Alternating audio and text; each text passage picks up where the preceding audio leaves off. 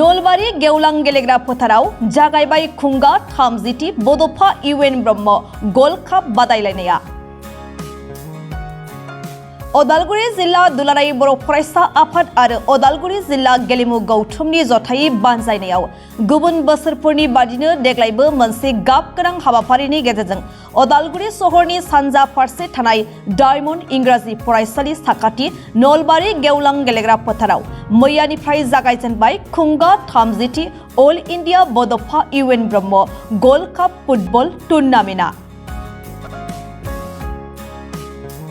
मैयानि बे गिबि बादायलायनाया जिल्लानि सिङाव थानाय मोननै गोहोगोरा जोलुर हानजा अर्गें क्लाब डिमाकुसि आरो कबिराली क्लाब बे मोननै हानजानि गेजेराव जानानै थाङो।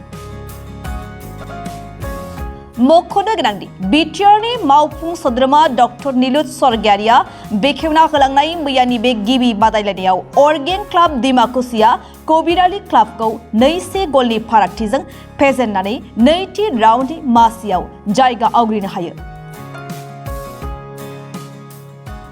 30थि अल इंडिया गल्ड काप बड'फा उपेन्द्रनाथ ब्रह्म जोलुर बादायलायनाय बे बादायलायनाया दिनैनिफ्राय जागायजेनबाय। खोब गाजा गोमजायै बेखौ उदालगुरि जिल्ला स्पर्ट्स एसोसिएशन आरो उदालगुरि जिल्ला दुलाराय बर' फरायसा आफादनि बानजायनायाव दिनै गाजा गोमजायै बड'फा उपेन्द्रनाथ ब्रह्मनि गोसोखांनायाव बे गल्ड कापखौ जागायजेननाय जादों आरो बेहायनो दिनै बाहागो लानो मोननानै खोब गोजोननाय मोनदों। गोबां बेबायदि अल इंडिया लेभेलनि फुटबल टीमफोरा बाहाय बाहागो लादों। आसा खालामो बे कम्पिटिशना बे गल्ड कापआ मोजाङै मोजां जाफुंसारगोन आरो आङो रायजो राजाफोरखौ खावलायगोन जे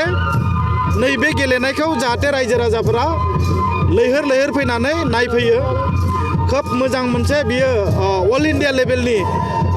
जोलुर बादायलायनाय। बाहाय अल इंडिया लेभेलनि फुटबल प्लेयारफोरा गेलेगोन। आसामनि गोबां गिदिर गिदिर टीमफोरा बाहाय बाहागो लादों। गतिके आं आसा खालामदों जे जोंनि ओनसोलावबो जे मोजां मोजां टीमफोरा बाहागो लादों। बाहाय गोबां जोङो सोलोंनो मोनगोन आरो जोंनि गोरों गोरों गेलेगिरिफोरा नेशनेल लेभेलाव स्टेट लेभेलाव गेलेनो मोननायनि खाबुखौ मोनगोन आरो जोंबो बिटिआरनिफ्राय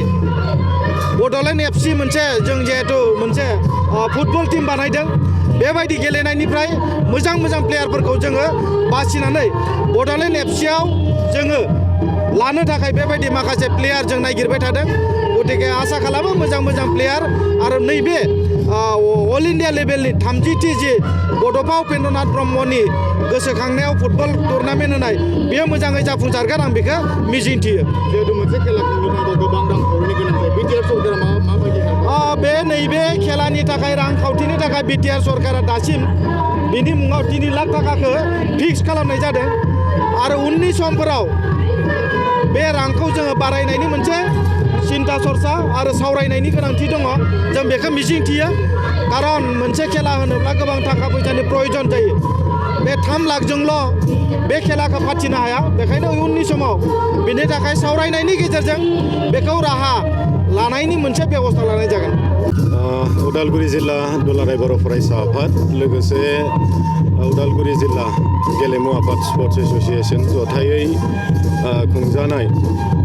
बर'निनो बिफा बड'फा उपेन्द्रनाथ ब्रह्म बिथांनि गोसोखांथियाव जि खुंबोबाय थानाय अल इंडिया बड'फा उपेन्द्रनाथ ब्रह्म गोसोखां सनाथि जोलुर बादायलायनाय 2024 बेयो देग्लाय 30 बोसोर जाफैबाय आरो दिनै जोङो खुंथाय आफादनिफ्राय खोब गोजोननाय मोनदों जे देग्लाय बोसोराव जों खोब माने मोजां मोनसे बोथोर आरो साफ्रोमबो रायजो राजानि हेफाजाब मददजों दिनै जोङो 30थि all India Bodofa Upendranath Brahma gold cup football tournament जों दिनैनिफ्राय जागायजेनबाय आरो बेयावहाय अर्गें एफसि आरो बिनि हेंथायै गेलेदों Kabir Ali club half time खोब माने गोख्रों मोननै दोलोआ दिनै अपेनिं हिसाबै बाहागो लादों आरो बाखि 6टा बेबायदि आरो बादायारि क्लाबफोर जोंहा दङ जायफोर क्लाबफोरा जथेस्थ'खिनि गोख्रों जोंनि ओनसोलाव मोनसे बाथ्राखौ जों एसे उल्लेख खालामनो नांगोन जे थांनाय समफोराव जों एसे एडभान्सलि खुंबोबाय थानाय जादोंमोन खिन्थु देग्लाय बोसोरावबो एसे नाजानाय जादोंमोन सम आरो बोथोरखौ एसे खाबु लायै लायै जोङो एसे माने लेट जाफैबाय आरो जायनि खारनाव जोंहा माखासे बाहेरनि टिमफोरखौ जों मोनबोनायाव एसे उसुबिदा जाबाय जेराव गुबुन गुबुन स्टेटफोराव दिनै लिगफोरा स्टार्ट जाबाय बिनि थाखाय गुबुन माने हादोरसाफोरनिफ्राय स्टेटफोरनिफ्राय बेबायदि टिमफोरखौ जों मोनबोआखै खिन्थु जिखिनि टिमफोरा गासै 9टा टिमा बाहागो लादों जिखिनि टिमफोरा बेयाव बाहागो लागोन खोब गोख्रों टिमानो बाहागो लादों आरो जोङो खोब मोनसे रमान्चक गेम बेवहाय जों नुनो मोनगोन दिनैनिफ्राय जागायनानै 29 माने अक्ट'बराव फाइनाल जागोन आङो साफ्रोमबो फुटबल बा गेलेमु आयदाखौ मोजां मोनग्रा जोंनि उदालगुरि बाखि बड'लेण्ड बाखिनि साफ्रोमबो रायजो राजा नोंथांमोनखौ नैबे दिनै जि जागायबाय दिनैनिफ्राय लानानै 29 अक्ट'बरसिमहालागै हेफाजाब मददखौ होलांबाय थागोन आरो नोंथांमोननि